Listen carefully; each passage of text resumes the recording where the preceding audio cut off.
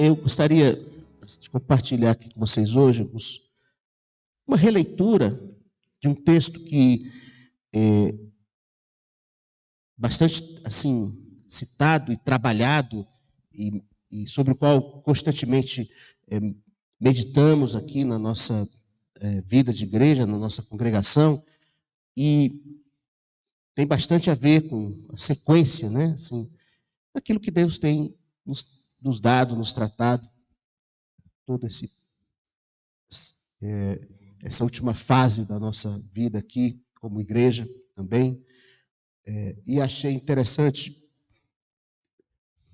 acho até que esse texto, não sei se algum dos irmãos lá, domingo passado, chegou a mencioná-lo, mas ele é um daqueles passagens que nos orientam, nos organizam, nos apontam os rumos da vida da igreja. O texto de Efésios 4,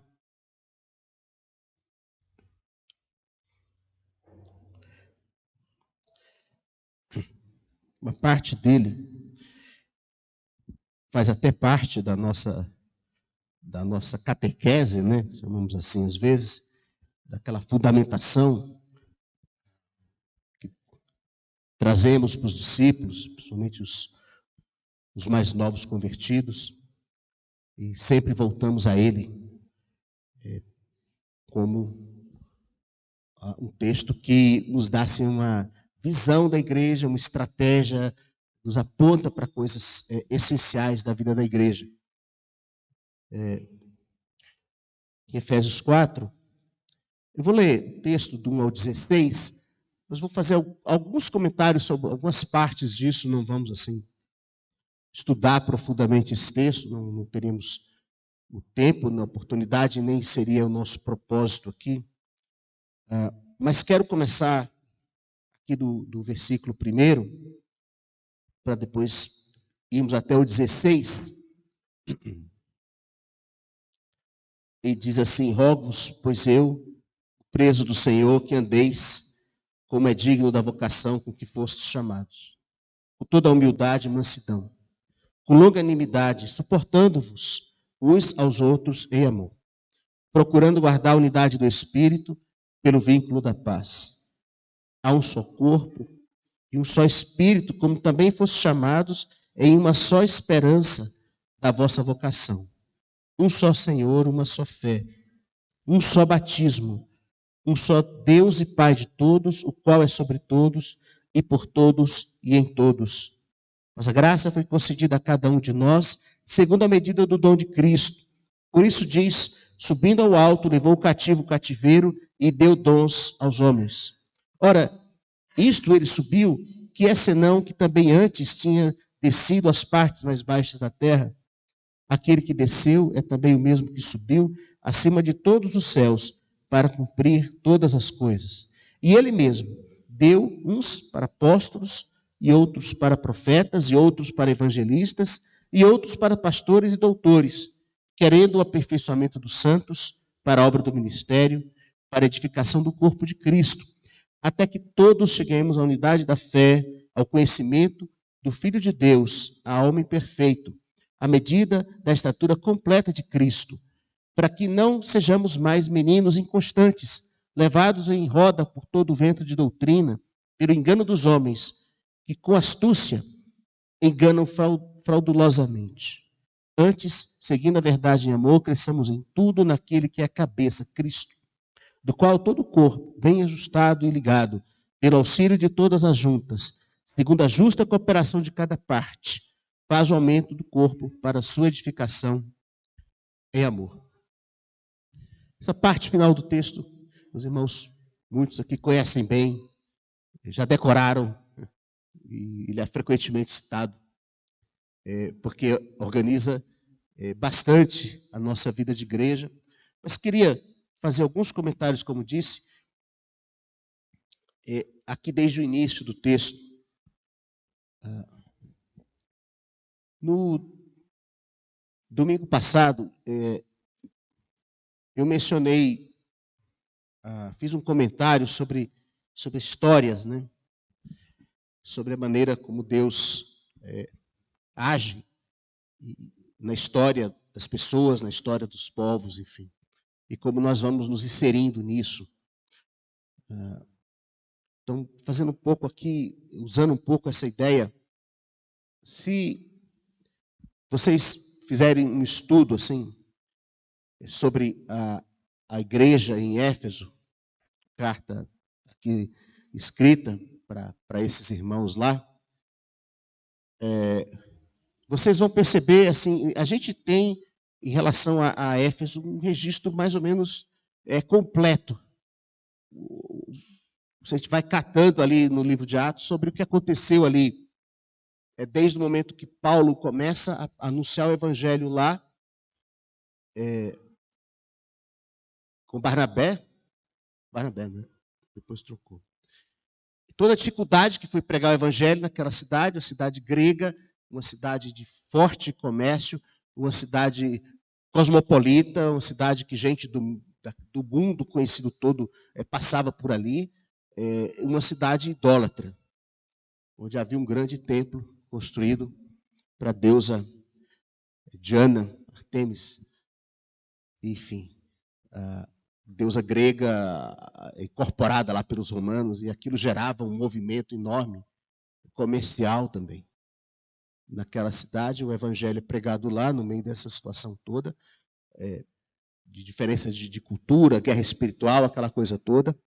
E então, Paulo prega lá o evangelho, a igreja cresce, a igreja se fortalece, são estabelecidos ali os presbíteros daquela igreja, e nós encontramos ainda em Atos um último encontro de Paulo com esses presbíteros da igreja de Éfeso, já mais ou menos dando aquele relatório assim, e instruções para que aqueles irmãos prosseguissem a tarefa. Então você vê que teve ali um ciclo, né, completo de pregar o evangelho, botar demônio para correr, curar pessoas, formar discípulos, formar líderes, formar pastores, estabelecer ali uma vida de igreja que se firma.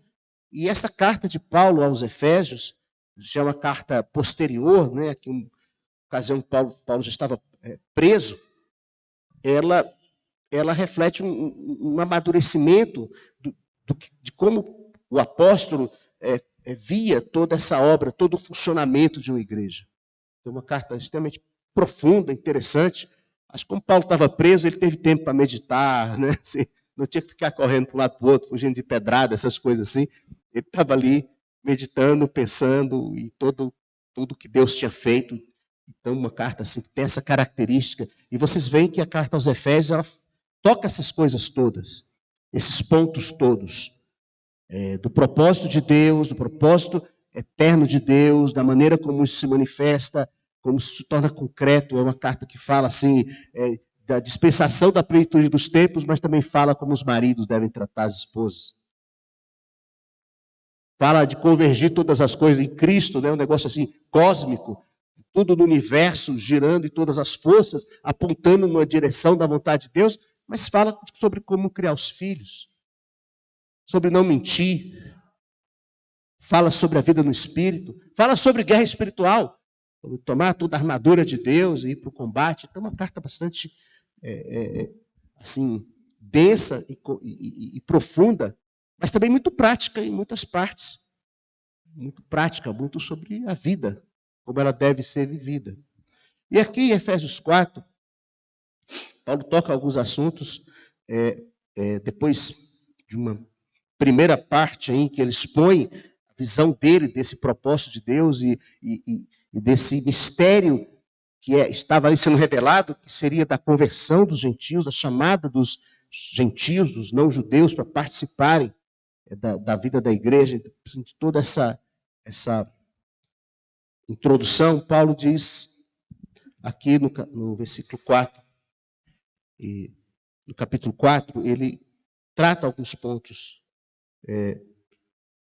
os aspectos disso que eu queria destacar, pensando um pouco na nossa vida aqui também, na nossa congregação. Quer dizer, é uma história na qual nós nos inserimos, participamos, temos essa história assim, como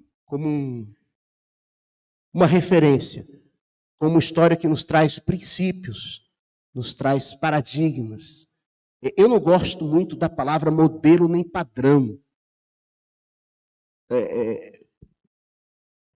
No sentido de algo estático que você tem que ficar daquele jeito.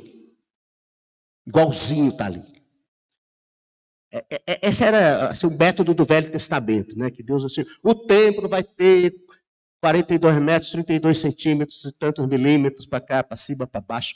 No Novo Testamento não encontramos assim, encontramos paradigmas, encontramos uma dinâmica, encontramos como caminhar numa direção de um propósito.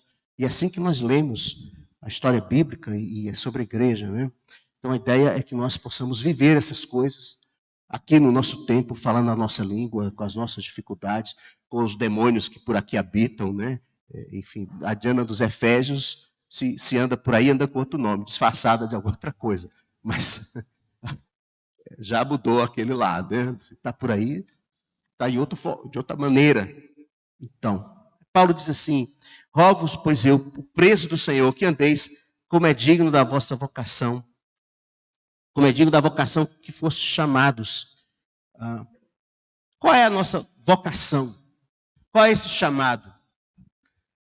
Paulo falou disso no capítulo 1 de Efésios de uma maneira mais ampla, mais geral, não é? Mas a gente pode traduzir isso de uma maneira assim, mais direta para nós. Somos chamados para sermos discípulos, santos, filhos, corpo de Cristo, família de Deus, santuário do Espírito Santo. E nós fomos assim, regenerados, nascidos de novo, para viver esse nosso destino eterno. Esse é o nosso chamado. Então, muita gente está aí procurando qual é a sua vocação, o que vai fazer da vida, o ano que vem, ou qualquer outra coisa. A vida tem muitos aspectos, né, que a gente pode pensar, mas fundamentalmente, essencialmente, nós fomos chamados para sermos filhos de Deus. Santos e santas, discípulos e discípulas de Jesus. Esse é o nosso chamado, que define a nossa natureza, define a essência do que nós precisamos viver e ser. Novas criaturas. Mas isso nos põe numa dinâmica, num caminho, numa jornada. Não é parado, não é estático, mas é uma caminhada. A nossa vocação, nosso chamado é para irmos, prosseguirmos, continuarmos sendo sempre transformados, modificados, aperfeiçoados, numa caminhada, numa jornada que vai se concluir no nosso encontro com o Senhor. Então não é algo parado ali. E principalmente não é, como eu penso, não é assim, eu estou aqui, eu sou assim, e o meu retrato perfeito é aquele. E eu fico aqui, de alguma maneira, tentando me tornar aquilo. É isso, mas é principalmente o caminho. Principalmente a caminhada. No início, a igreja, os irmãos, os primeiros discípulos convertidos, eles eram reconhecidos como o caminho. O caminho. Porque Jesus disse, venham, me sigam. Então, botava as pessoas num caminho. Essa é a nossa vocação. E Paulo fala aqui de algumas virtudes que são essenciais para viver essa vocação. Toda humildade e mansidão, longanimidade, suportando-vos uns aos outros em amor. Mansidão e humildade, assim, são básicas, são fundamentais, são marcas de Jesus que todos nós precisamos buscar, ter, reproduzir, viver e aprender. Jesus apontou para ele mesmo, não é? E disse, aprendam comigo, que sou manso e humilde de coração. E essas duas, frequentemente, são mencionadas juntas. Mansidão e humildade. Às vezes nos preocupamos com muitas coisas na vida. Em desenvolver habilidades, desenvolver tarefas, em desenvolver projetos e capacitações. Mas Mansidão e humildade são virtudes, assim, fundamentais para o discípulo. De vez em quando falamos nisso. Esses dias, a Luísa Poeres me mandou uma mensagem perguntando o que era mansidão. Ela leu algumas coisas sobre mansidão e ela escreveu, né, perguntando, enfim, aquela ideia de ser manso é ser fraco. Ser manso é ter a força sob controle. Jesus era o homem mais poderoso e o mais manso.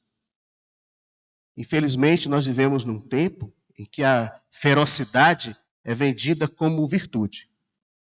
Os tubarões, o tanque dos tubarões, tem que ser bravo, feroz, vai, acontece, conquista, assim, tudo que é imagem que a gente tem hoje na nossa sociedade remete a isso.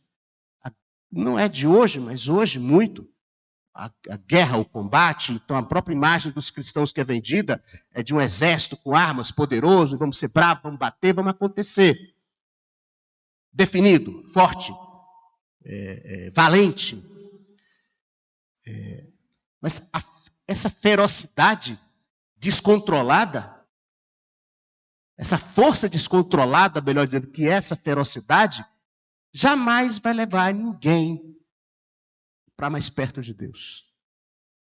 Tem que ser manso e humilde. Não é ser capaz de afrontar o inimigo, é ser capaz de suportar a afronta. Não é ser capaz de revidar, de conquistar, mas é capaz de andar exatamente no caminho que Deus quer que você ande.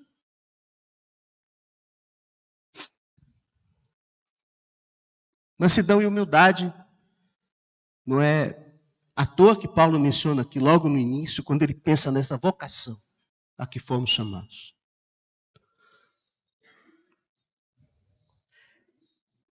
E aquelas pessoas assim gostam muito, às vezes fazem a imagem que é bíblica, claro que é bíblica, do conflito, da guerra. Paulo mesmo usa essa imagem lá adiante em Efésios 6, quando ele fala da armadura. Ele fala de todas as partes da armadura de um guerreiro romano, com espada, com escudo, capacete. Depois ele diz: se ajoelhe e ore, porque não é contra a carne nem o sangue. E você luta, é uma metáfora. E vocês, os irmãos, assim, podem ter certeza de uma coisa: quando vai haver uma grande guerra, um grande conflito, um grande combate um dia. Vai haver. Está bíblico. E que, assim, Satanás e seus anjos vão se levantar e vai se provocar um grande conflito, a guerra final. Mas eu quero tranquilizar os irmãos, por um lado, não sei se vão ficar muito tranquilos, mas a ideia é essa, que nesta guerra final, quem vai lutar são os anjos de Deus contra os demônios. A igreja não vai pegar em armas para lutar contra demônios, meus caros. Não vai. Não vai. O papel da igreja que estiver aqui na terra nesse tempo, não é esse, não vai ser esse. Pegar em armas contra ninguém. Essa guerra é do Senhor. O papel da igreja vai ser simplesmente morrer pelo testemunho do evangelho. Martírio. É esse o papel da igreja. Nesse conflito aí. Resistir, continuar proclamando, continuar vivendo e eventualmente morrer por causa do testemunho do evangelho. Esse é o papel da igreja. É para essa guerra aí que a gente tem que se preparar. Longanimidade. Hoje a impaciência também virou virtude, né? Por causa da consciência que o homem tem da efemeridade da vida. Faça logo, faça rápido, tudo tem que ser rápido, tudo tem que ser imediato, porque a vida é curta, é breve, pode acabar a qualquer hora. Então a impaciência virou virtude. Vai e faça acontecer, não fica aí esperando.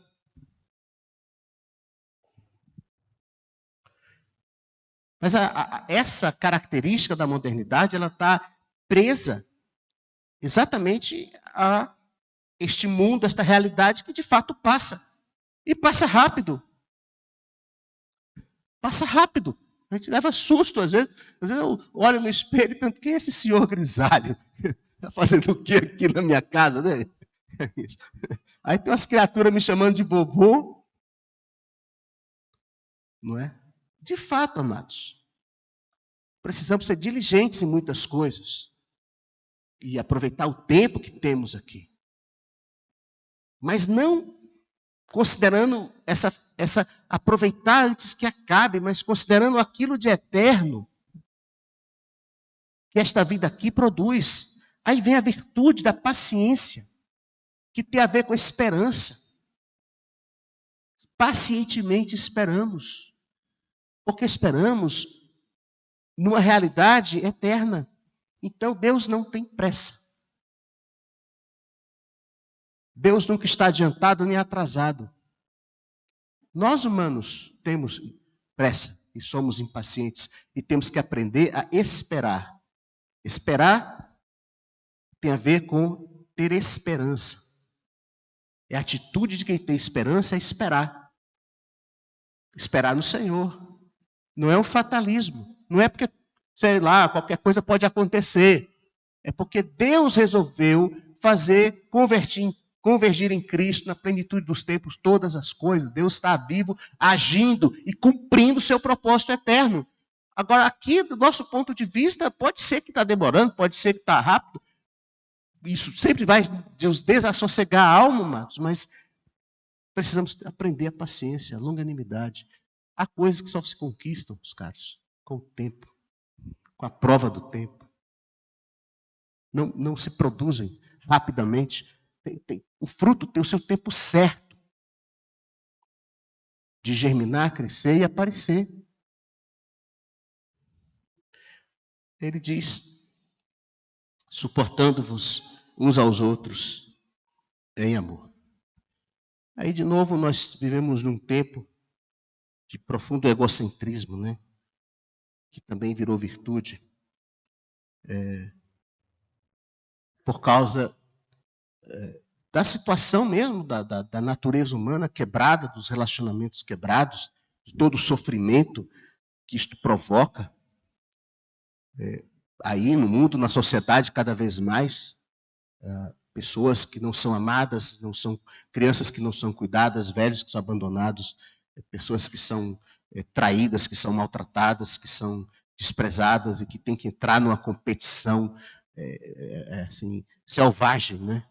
Pela vida, sem poder confiar, sem poder, enfim.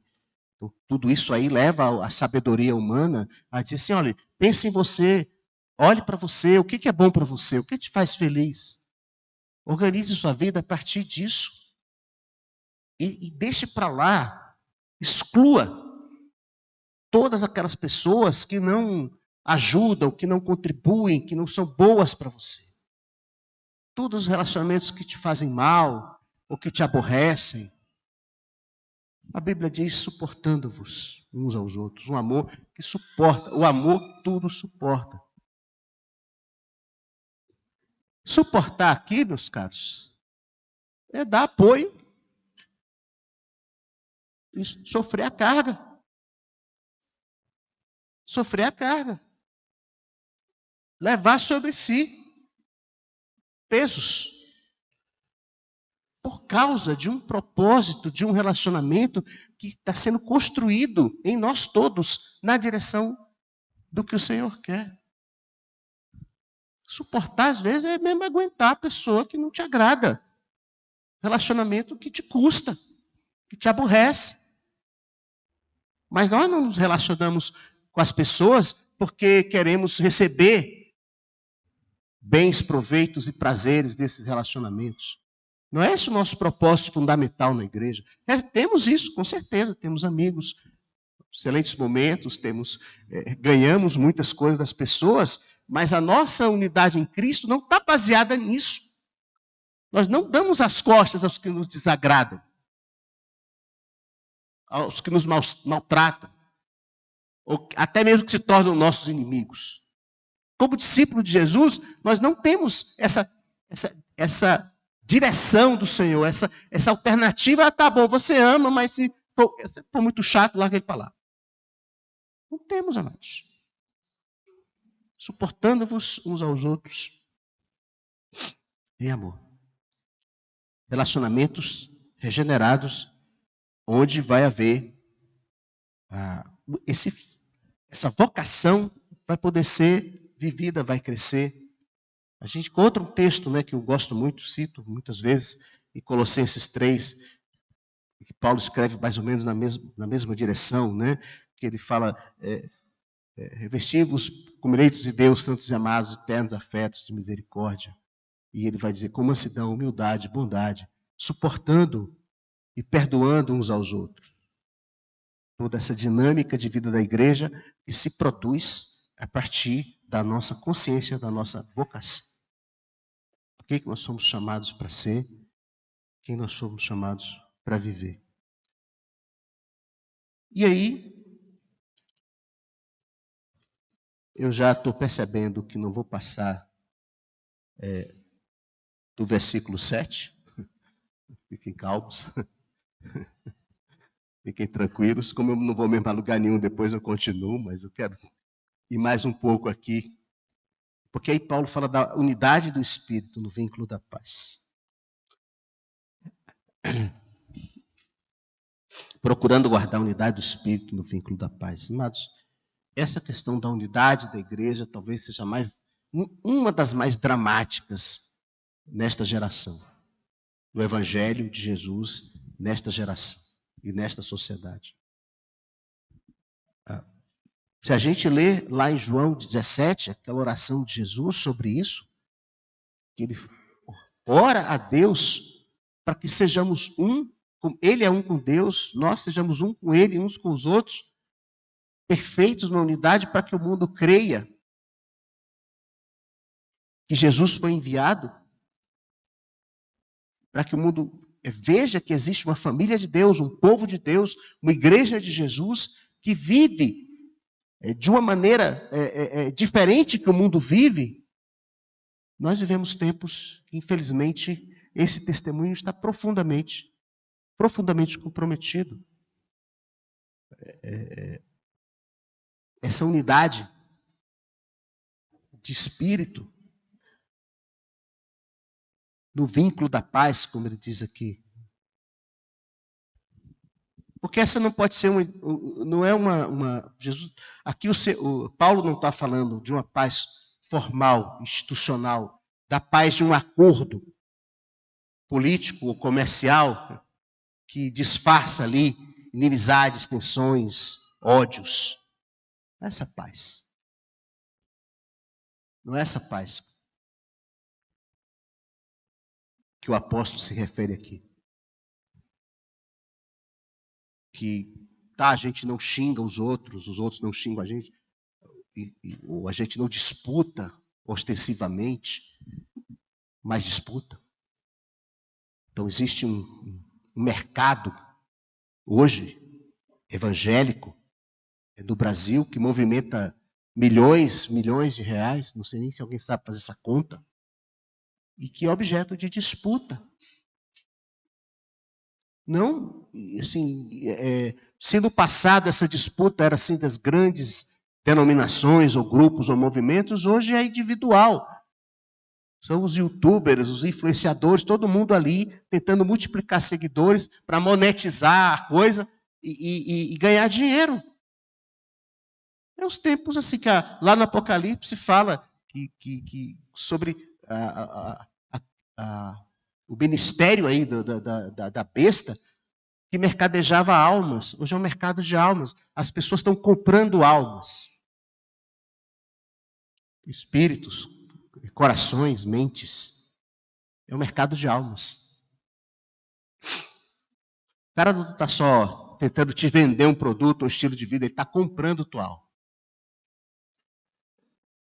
Então, essa paz não pode ser simplesmente um acordo comercial ou bélico, né? Aí, vamos fazer um acordo de paz, um cessar-fogo. Todo mundo continua se odiando igual sempre se odiou, talvez até um pouco mais. Não é a paz romana. Na época do apóstolo existia uma ideia da paz romana. E os historiadores, sabe? Como é que os romanos promoviam a paz? Eles iam lá e matavam todos os inimigos. Pronto, chegou a paz. A famosa paz romana. Vai lá e mata todo mundo que é contra. Pronto, olha que beleza, que maravilha, né? Tudo certinho, todo mundo tranquilo. Paz. A paz do cemitério, né? Claro, está em paz, todo mundo morto. Não é essa paz. Esse vínculo da paz que promove essa unidade no espírito. Também não é aquela paz da uniformidade, da exclusão sempre dos diferentes. Não é a paz que depende de sermos todos absolutamente iguais, fazendo todas as mesmas coisas, fazendo os cultos do mesmo jeito, os encontros do mesmo jeito.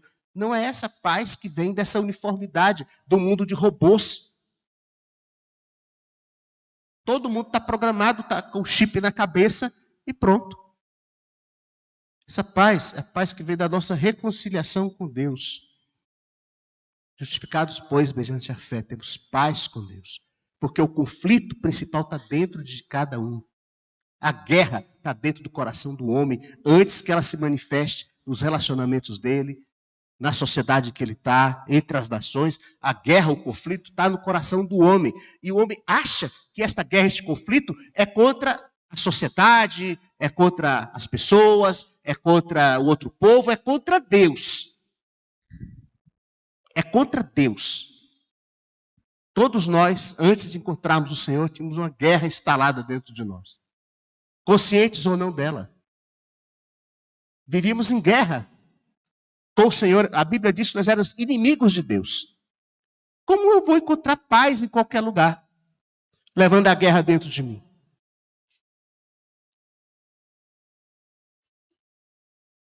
Justificados, pois, mediante a fé, temos paz com Deus e temos paz com os homens. Aqui, na carta aos Efésios, capítulo 2, Paulo fala sobre isso. Ele fala que existiu uma barreira de inimizade que Jesus derrubou na cruz. E aqueles que estavam longe foram aproximados. E ele fez a paz. Ele fez a paz. Ele disse, né, lá atrás para os discípulos: deixo-vos a paz, a minha paz eu vos dou. Não como o mundo. Porque a paz do mundo é mera trégua. Mera trégua. E a gente pode pensar nisso em todos os aspectos da nossa vida. Da nossa vida, dos nossos relacionamentos. Como marido e mulher vivem em paz? Porque fazem bons acordos de convivência? Não dura. Eles podem viver em paz, vivem em paz, se cada um tem paz com Deus. E compreende que aquela barreira natural que existe entre as pessoas era desfeita em Cristo. Fomos aproximados por Ele, pela misericórdia dEle, pelo perdão dEle. Então eu olho para o outro como meu igual. Eu não tenho guerra com ninguém. Posso até pessoas que sejam meus inimigos, mas eu não tenho nenhum inimigo. Meu problema eu resolvo diante de Deus, antes de resolver com as pessoas. Então eu acho que o desafio da igreja hoje é dar esse testemunho de unidade, vivendo essa paz com Deus e vivendo essa paz nos seus relacionamentos. No conceito bíblico de paz lá do Velho Testamento, o shalom, ele não significa ausência de guerra, simplesmente. Significa um ambiente em que você pode viver, trabalhar e prosperar.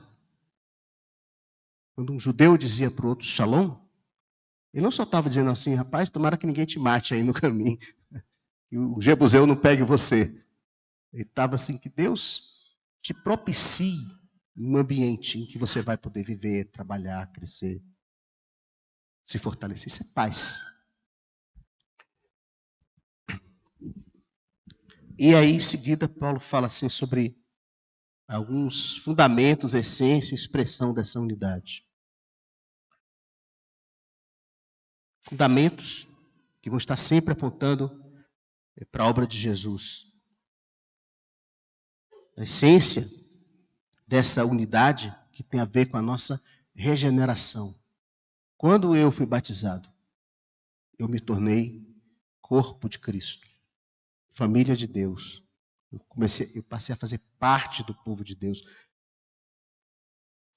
Assim, por esse fato de estar em Cristo. Eu não tenho que me matricular em lugar nenhum, preencher a ficha de inscrição, e nem tenho como desfazer isso mais. Paulo diz assim, porque se o pé disser eu não quero mais ser do corpo, nem por isso ele deixa de ser do corpo.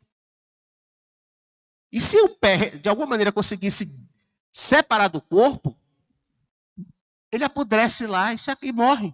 E não tem como ser outra coisa mais. Então nós somos corpo e família de Deus. Essa essência de sermos um em Cristo. Não está ligado assim, basicamente, a nenhum motivo ou razão ou preferência humana. E a expressão dessa unidade vai ser a nossa vida. Como nós nos relacionamos. Como nós demonstramos que somos corpo e família. Lá, aqui mais para o final desse texto, que nós não vamos chegar nele hoje, quando Paulo diz todo o corpo bem ajustado, consolidado, com as filhas de cada parte, é uma metáfora que ele está fazendo. Cuja essência tem a ver com isso. Essa noção de que nós pertencemos a Deus, à família de Deus. Eu nasci na minha família natural. Eu não tenho como deixar de ser da minha família. Não tenho. Eu nasci lá. Saboia Vieira. Por bem ou por mal. Gostando ou não. Eu posso trocar de nome no cartório. Não muda nada. Eu vou continuar a vida inteira sendo Saboia Vieira. Toda a herança que isso me traz, toda a história que chegou até aqui. Eu sou família de Deus, eu não tenho como mais ser outra coisa. Somos irmãos, estamos ligados.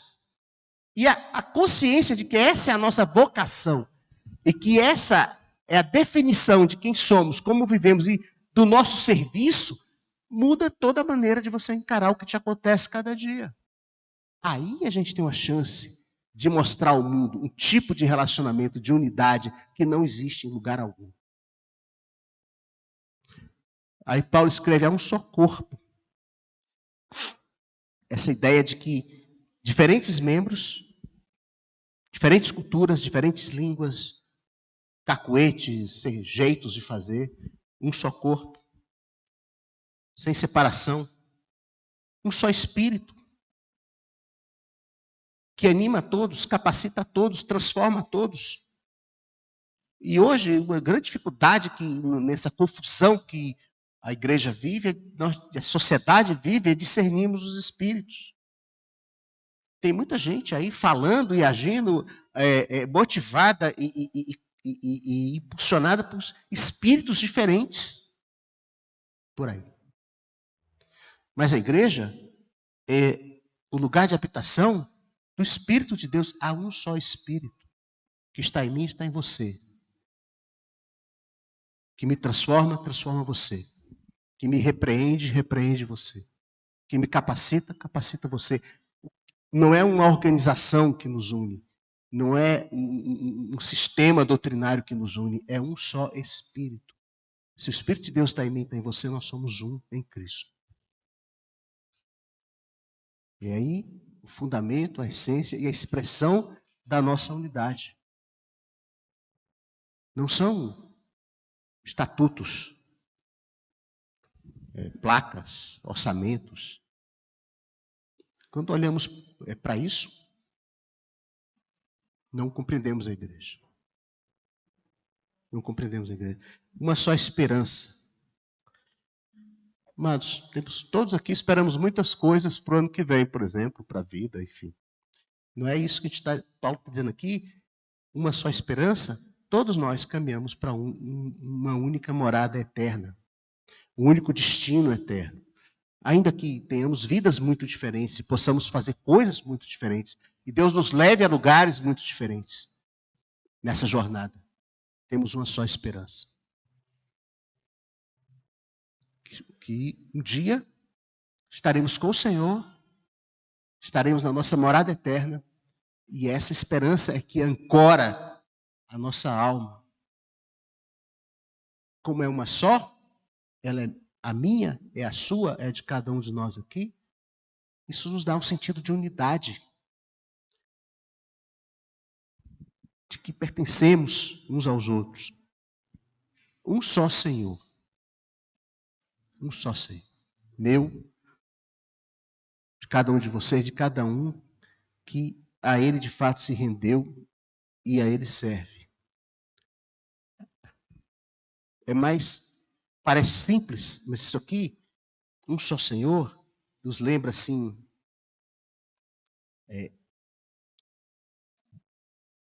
da nossa conversão. Qual é o sentido de alguém se converter? Qual é o sentido de entrar no reino de Deus? É que no reino de Deus existe um rei, e é Ele, e Ele é o único Senhor. Um só Senhor. Se nós professamos isso, precisamos viver isso. Quem manda na tua vida? Quem manda na minha vida? A quem eu sigo? Jesus diz uma coisa, mas o Zé das Couve diz outra. Jesus ensina uma coisa, a Bíblia ensina uma coisa, mas o especialista, o influenciador, não sei mais quem, diz outra. A ciência diz outra. Quem é o Senhor? O Evangelho não é uma opção, uma prateleira. Não é um convite educado que Deus faz, que você pode educadamente recusar. O Evangelho é um mandamento. Jesus diz, arrependei-vos cada um de vós. Arrependei-vos, o reino de Deus chegou. Não é assim, se lhe agrada, se for oportuno. Hoje nós vivemos um mundo da diversidade, das possibilidades de escolha. E as pessoas querem colocar o Evangelho na prateleira junto com várias outras. E não é. Porque há um só Senhor. Um único.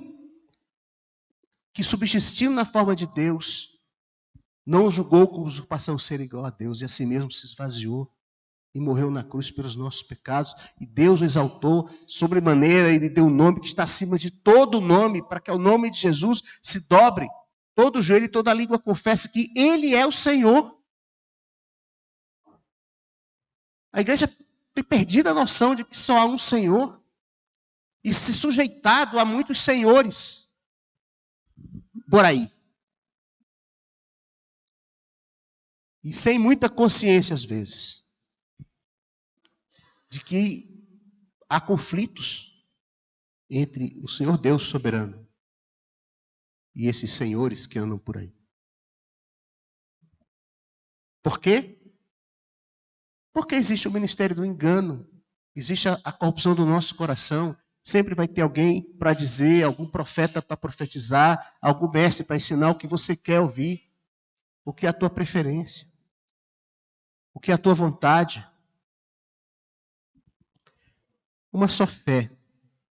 Aqui é no sentido de uma só verdade, uma só revelação. Uma coisa que foi fundamental para mim quando eu me converti é a ideia assim, que na filosofia se chama o princípio de não contradição. Eu gosto de citar uma frase que é bacana, né? Porque é uma coisa antiga, assim, que aí as pessoas, né? Como é que é? Macete professor. O ser é e o não ser não é. Então, o que é isso, né? Loucura é essa. O ser é e o não ser não é. Bom, Parmênides, lá da Grécia, mas é um princípio de não contradição. Se uma coisa é verdade, a outra coisa que é o contrário dela não pode ser também verdade. Duas coisas que se contradizem não podem as duas serem verdadeiras. Hoje, esse é um princípio que assim, ele é tão lógico, ele está tão assim arraigado na ideia de racionalidade que é surpreendente como ele é negado hoje pela própria ciência, pelo próprio conhecimento humano. Mas não, isso pode ser verdade, mas o contrário também pode ser verdade. Talvez seja tudo verdade e nada seja verdade.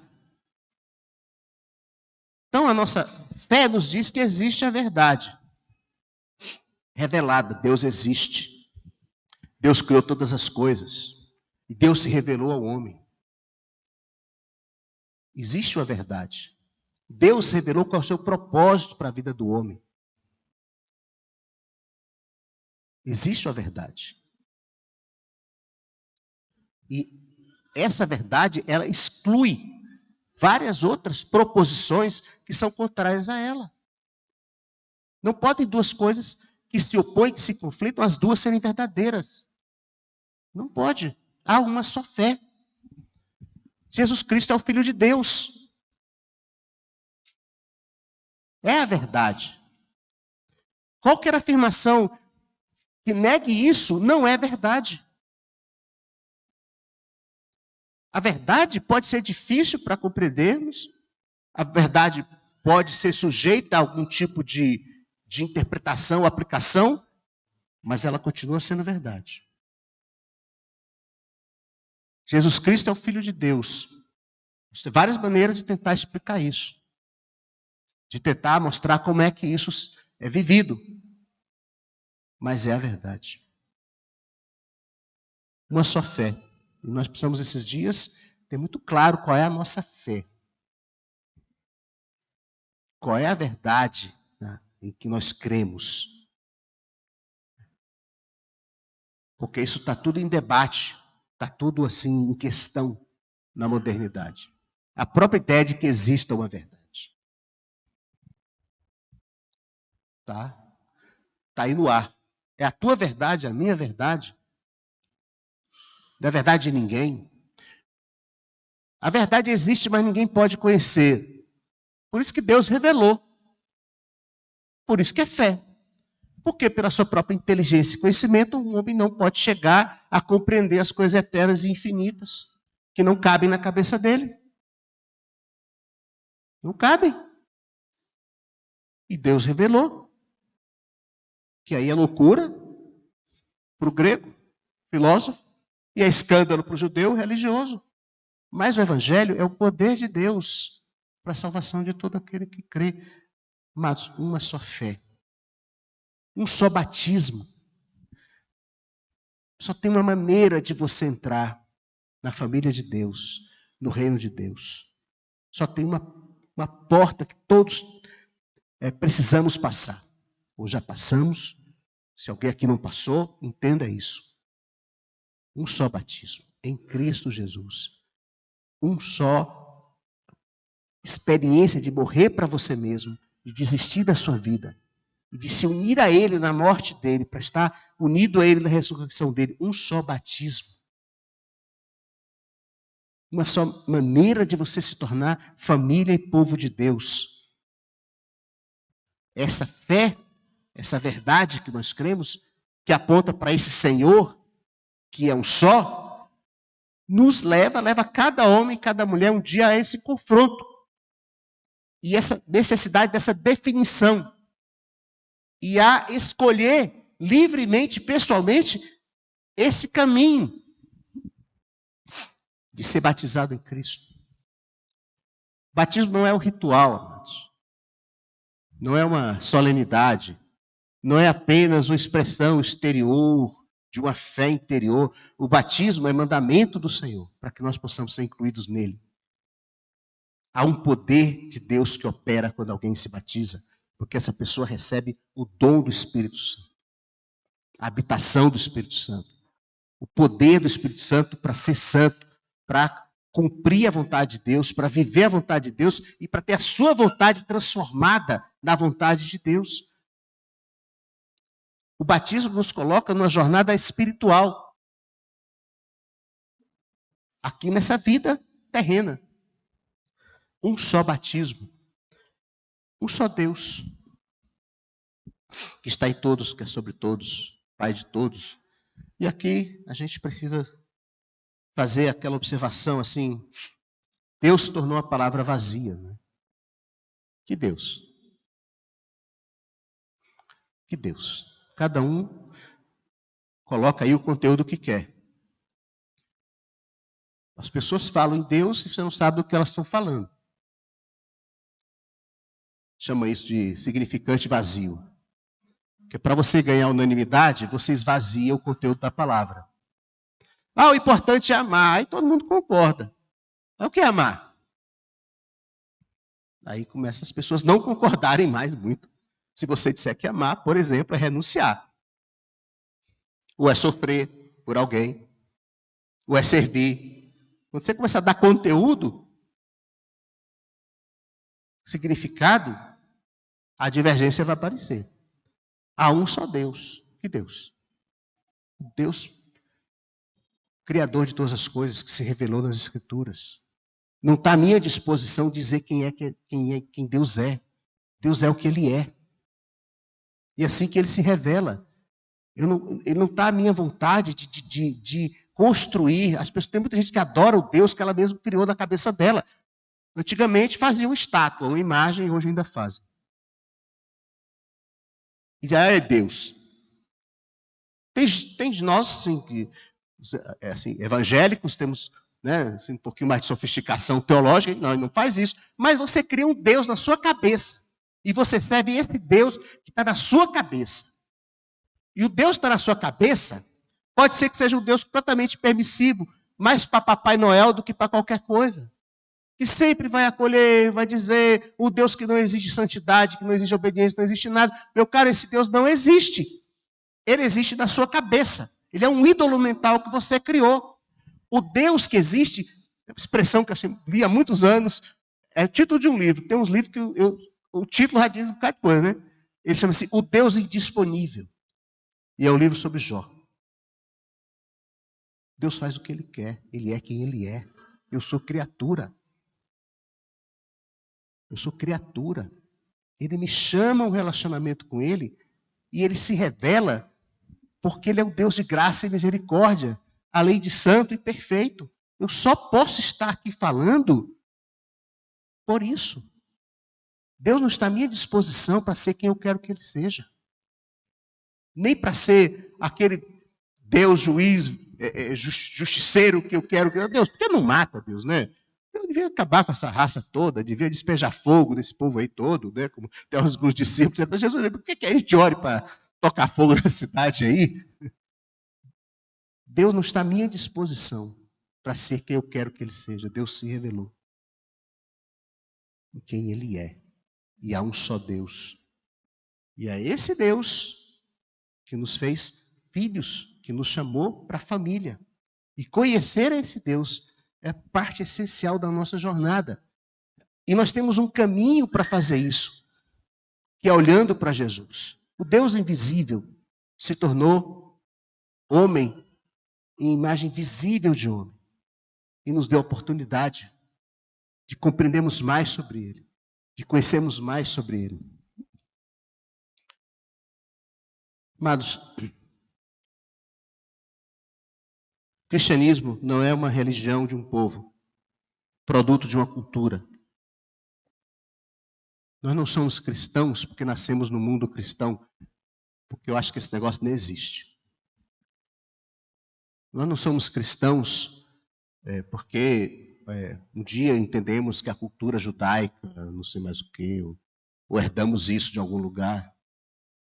O cristianismo não é a religião de um povo em particular, de uma cultura em particular. E a igreja entendeu isso no começo e depois se esqueceu várias vezes disso ao longo dos séculos. E resolveu se tornar a expressão de um povo, de uma cultura, de um governo, de uma ideologia. Aí falavam os reis católicos, os reis protestantes. Esse negócio não existe diante de Deus. Não tem. Os homens começaram a manipular o cristianismo como religião, como arma, como meio de poder. E a igreja precisa ter a plena consciência de que o evangelho não é para grego, romano, cearense, mas não serve para o japonês, não serve para o chinês, mas a cultura do outro, a minha cultura. O evangelho não é a religião de um povo, de uma cultura. Não pode ser isso. Nós precisamos compreender a essência do evangelho como chamado de Deus para todo homem, toda mulher, todo filho e filha de Adão e Eva. Porque Deus está interessado em formar esse povo, essa família. A sua imagem e semelhança, a imagem e semelhança do seu filho.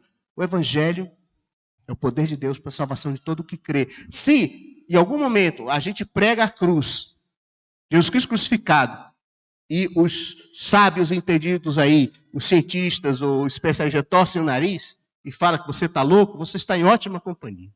É exatamente isso. Eles vão achar loucura mesmo. Porque não é a conquista da sabedoria humana. Porque não foi um homem genial que chegou a essa conclusão. Porque não foi um teste de laboratório que deu esse conhecimento. Deus se revelou. Se Deus não se revela, a gente não quer saber nada sobre Deus. Nada. Mas o Evangelho não é só a verdade revelada, ele é o poder de Deus. Salvação é questão de poder. É igual assim, o cara está se afogando. Não são palavras simplesmente que vão tirar ele dali. Tem que ter uma força física que o arraste de lá de dentro. E o Evangelho é isso. É uma força, é poder de Deus para salvar o homem de si mesmo, do pecado, da sua vida, e para produzir no homem o que Deus quer. Pode parecer loucura, muitas vezes vai parecer loucura. E nós não podemos fazer nada sobre isso, nós não podemos dar desconto, nós não podemos amenizar, nós não podemos relativizar, porque, sei lá, a cultura, a ciência ou quem seja, não gostou muito da ideia ou da proclamação de que o homem é pecador. E aí nós vamos, não é, não é, mas é. Que o Evangelho é o chamado arrependimento. Ah, mas por quê? Como? Aonde? Ou de questionar Deus, os motivos de Deus. Ah, mas por que Deus não faz assim? Por que Deus não faz assado? Por que Deus não salva as pessoas não sei de onde? Por que Deus deixa vir um terremoto? Amado, as pessoas que questionam isso, dessa forma, elas estão questionando uma ideia de Deus.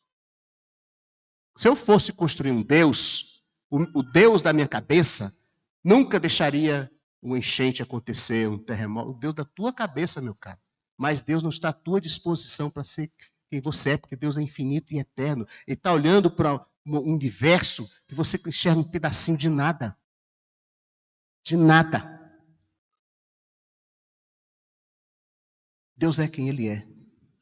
E nós precisamos proclamar isso para as pessoas, sabendo que o Espírito Santo de Deus é quem vai agir e convencer as pessoas e trazer essa revelação de quem essa pessoa é, da sua necessidade de Deus. Não é uma questão de disputa filosófica, ou sociológica, ou antropológica, ou neurológica, o que queira. Não é. Agora, a verdade de Deus, ela se sustenta sozinha. Ela se sustenta em Deus. Em Deus. Alguém já disse lá atrás, né, que Deus não precisa de advogado, só de testemunha. A gente tem que ir dizer às pessoas, proclamar para as pessoas o Deus que nós encontramos e a quem servimos. Não temos que explicar ou justificar as ações desse Deus, porque nós o conhecemos. Experimentamos na nossa vida a bondade e a misericórdia dele. Essa é a vocação a que Paulo se refere aqui da igreja. Viver por modo digno da vocação com que fosse chamados. Amém?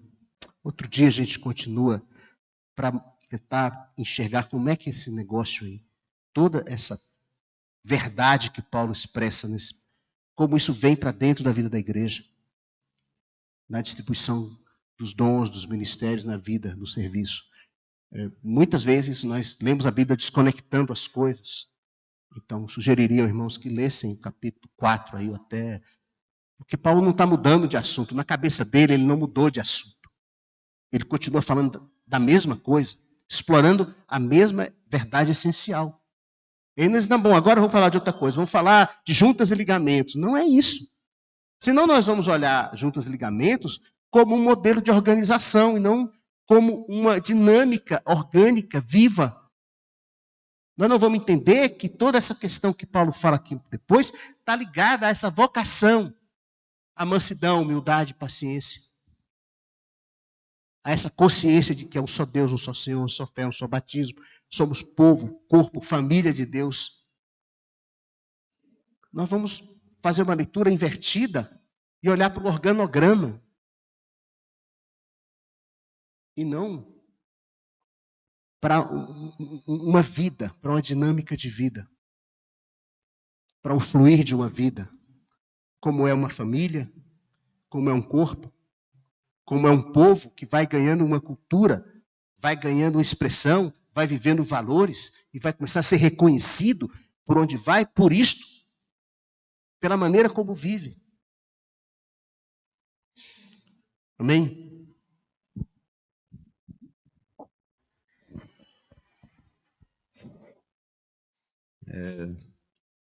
Só para uma expressão bem prática daquilo que o Fernando está falando aqui, sobre a unidade da igreja, né? Temos aí alguns irmãos nos visitando hoje, que são o Átila e a Fabiana, que vieram de Valadares, né? Nos visitando hoje. Aqui, estão aqui. Então, é isso aí, a igreja em todos os lugares, a gente está junto, né? Já passei por isso várias vezes, de poder estar nos locais e ser bem recebido e ter ali, e conversar com irmãos que parece que a gente conhece há anos, mas acabamos de conhecer. Porque o que nos une é Cristo, né? Então também todos os que estão nos visitando hoje, estão aqui ouvindo a palavra. Amém. Obrigado, Elton. Amados, vamos, Maurício. Também aproveitar a oportunidade para apresentar aqui o Técio, que chegou aí do interior da Bahia, está vindo congregar conosco. Boa parte dos jovens aí já conheceram, mas toda a igreja, né, pode ajudar a acolhê-lo, ajudá-lo a integrá-lo, né, ensinar ele a tratar bem os pastores e tudo mais. Os pais do Técio vieram trazê-lo aqui, como naturalmente qualquer pai e mãe faria, não é? Mas eles sabem que o Técio tem família aqui, tem igreja aqui. Então nós vamos recebê-lo e nós temos recebido e outros assim. Amém, amados? Amém. A graça do Senhor seja com cada um de vocês. Queria dizer uma última coisa que assim, eu gosto, assim, achei fantástico o nosso encontro domingo passado, né? Mas eu acho esse encontro aqui mais importante até. Porque nós vamos seguir a vida. Nós vamos prosseguir. Vamos de vez em quando fazer uma festa. Mas o importante é que a festa reflita a vida que se vive. E não adianta a família fazer uma festa de aniversário de uma pessoa que todo mundo odeia. Aí bota no Instagram, todo mundo se abraçando. Os famosos passam por isso. 2 dias depois estão se matando. Enfim. O importante é isso aqui. É os nossos encontros, os nossos relacionamentos. A dinâmica da vida do corpo é isso que me anima. É isso principalmente que me dá alegria. Deus abençoe a todos, amados. Fiquem com Deus.